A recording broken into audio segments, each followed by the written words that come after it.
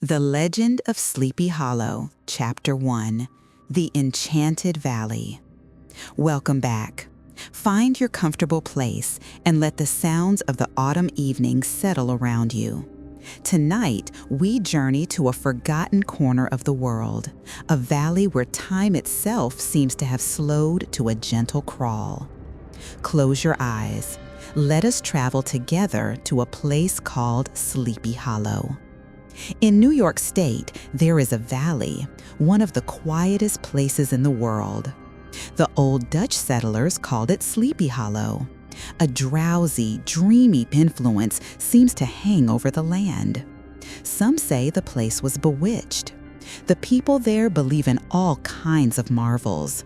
They see strange sights and hear voices in the air.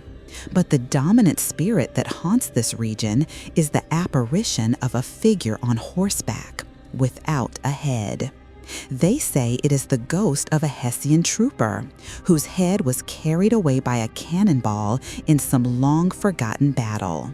And every night he rides forth in quest of his head. He is known as the Headless Horseman of Sleepy Hollow. Chapter 2. The Schoolmaster of Sleepy Hollow. In this realm of slumber and spirits, there lived a man named Ichabod Crane, the schoolmaster. He was tall and exceedingly lank, with narrow shoulders, huge ears, large green eyes, and a long nose. His head looked like a weathercock perched upon his spindle neck. His schoolhouse was a small log building at the foot of a woody hill. Ichabod was a conscientious teacher, but his true passion was for the supernatural. He would spend long hours by the fire, hunched over a book of witchcraft, and he believed every word of it. Among his singing pupils was Katrina Van Tassel, the blooming 18-year-old daughter of a wealthy Dutch farmer. She was as rosy-cheeked as one of her father's peaches, and something of a coquette. Ichabod's heart melted the moment he saw her, and especially after he had visited her father's estate. Chapter 3. The Heiress and the Rival. The Van Tassel farm was a masterpiece of abundance, barns bursting with the harvest, fat pigs grunting in their pens, snow-white geese upon the pond.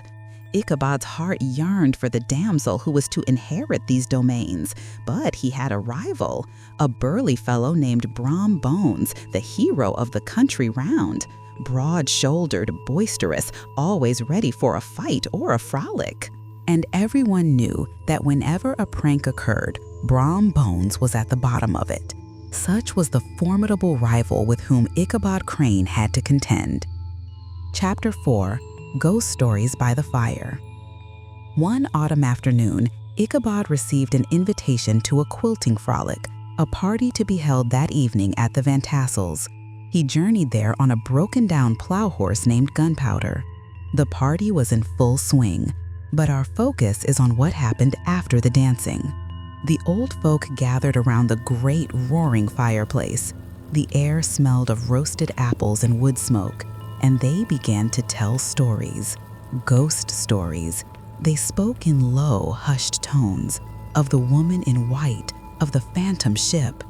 But all their tales paled in comparison to the legends of the Headless Horseman.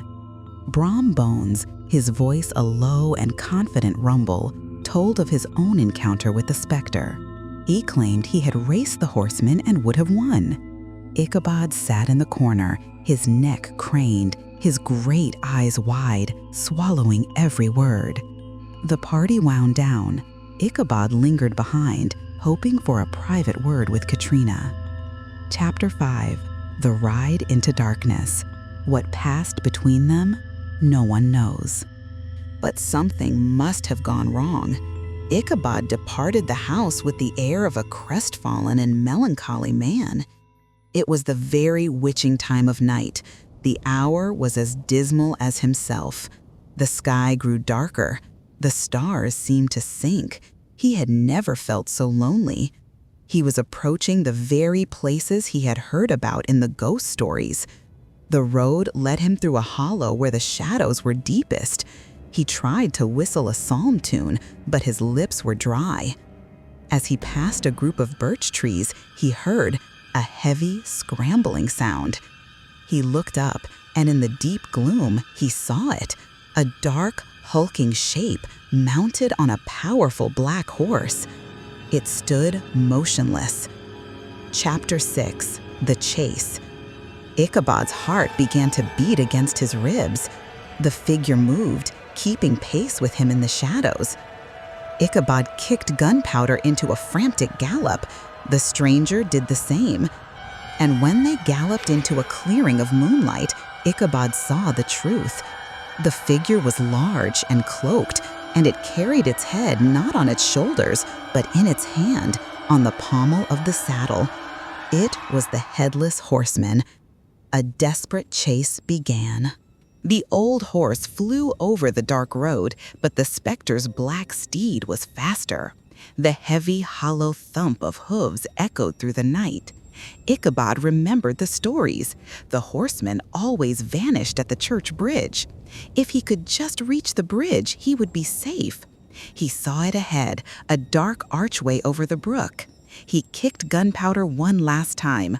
The horse leaped onto the bridge, thundered over the planks, and reached the other side. Ichabod looked back, expecting the specter to vanish. But no, the horseman rose in his stirrups and, with a terrible motion, hurled his head at Ichabod. Ichabod saw a great round object flying through the air. It struck him square in the head with a tremendous, wet, hollow crash. He was sent tumbling into the dust, and Gunpowder, the black steed, and the spectral rider passed by like a whirlwind. Chapter 7. The Morning After. The next morning, the old horse was found at his master's gate. Ichabod Crane did not appear. The search party traced his path to the church bridge. There, they found the saddle trampled in the dirt, and close beside it, a shattered pumpkin. Ichabod Crane was never seen in Sleepy Hollow again.